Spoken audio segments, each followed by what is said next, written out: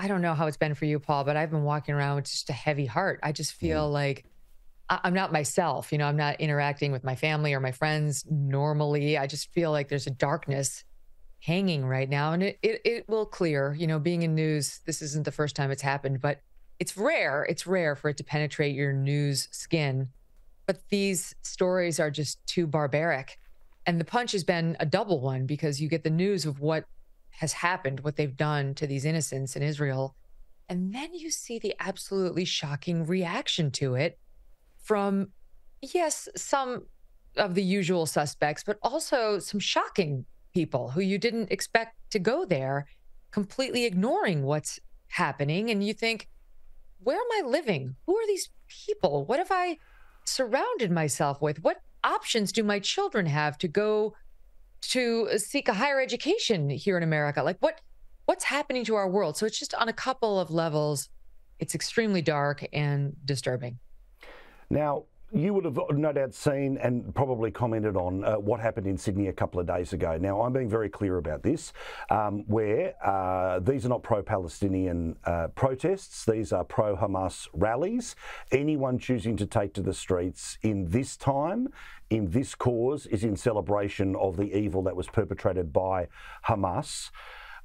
I've had plenty to say about the multiple failures of the New South Wales Police in letting things go from further up into the city down into the iconic area of the Sydney Opera House. But what does it say that people who are born in places like the United States or Australia are the young people who are taking to the streets in celebration of mass murder? They're fools. They've become so obsessed with identity. They think this is like the new BLM. They don't know what they're talking about.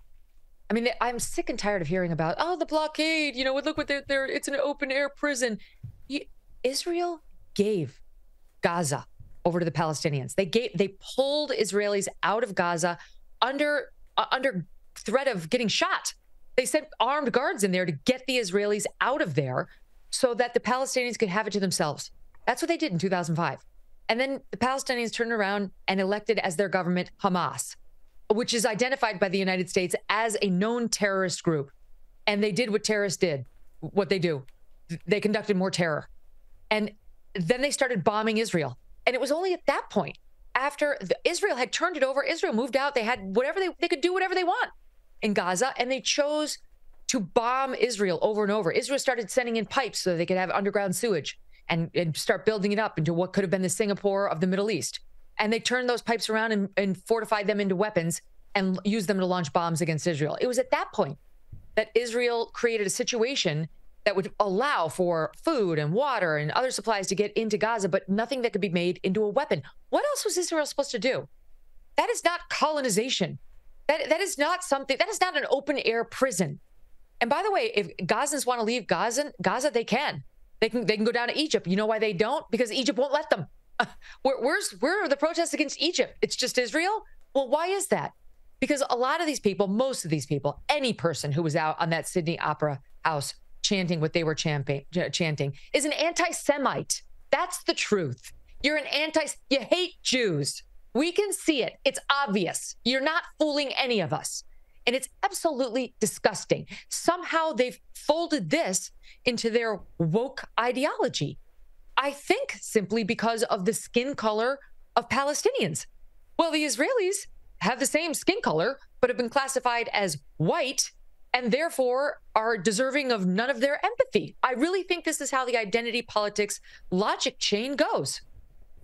What about some of the nutty stuff in the American media? Obviously, the initial couple of days meant that they just couldn't say it, but slowly but surely they're starting to say it now, aren't they?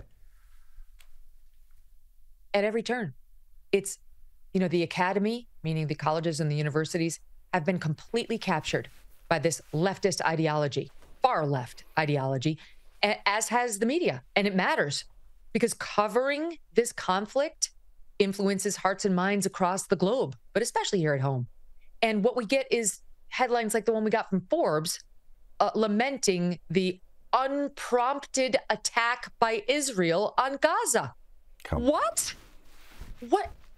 That happened. What are you saying? It's like they have actual Hamas terrorists running Forbes magazine now. Used to be one of the most respected publications in America. MSNBC is so bad, they won't refer to them as terrorists, even though our president, Joe Biden, their guy, is calling them terrorists, as does our State Department. Its official U.S. policy has been for a long, long time. MSNBC can't bring itself to use that term. Militants. Militants. Like somehow they're just like a disorganized military group. That's not it. That militants don't chop off the heads of 40 babies. Excuse me for the graphic description. That's what's happening. That's what the local reports are.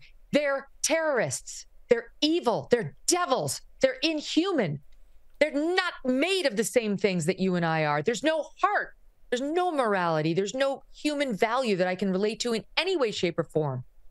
I barely recognize them as humans.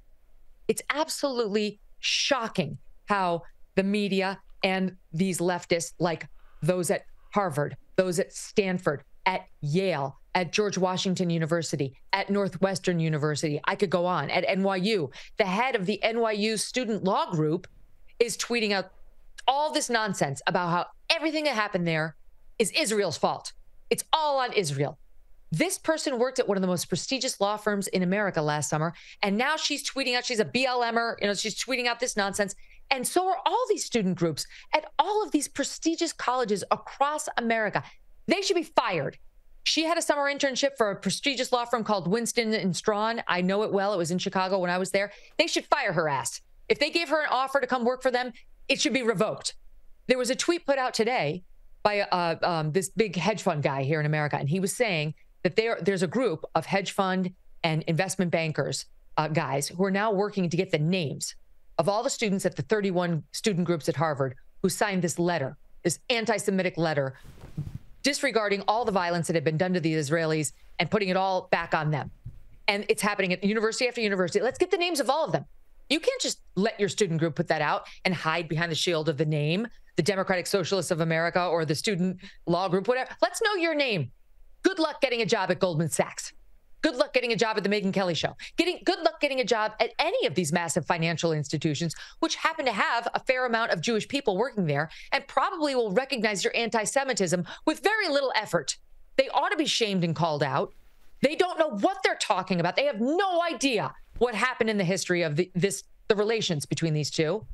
And they refuse to look at the evidence in front of their very eyes, in part because they're watching MSNBC all day, where they're just referring to them as angry militants, as opposed to disgusting, vile terrorists who are chopping off children's heads.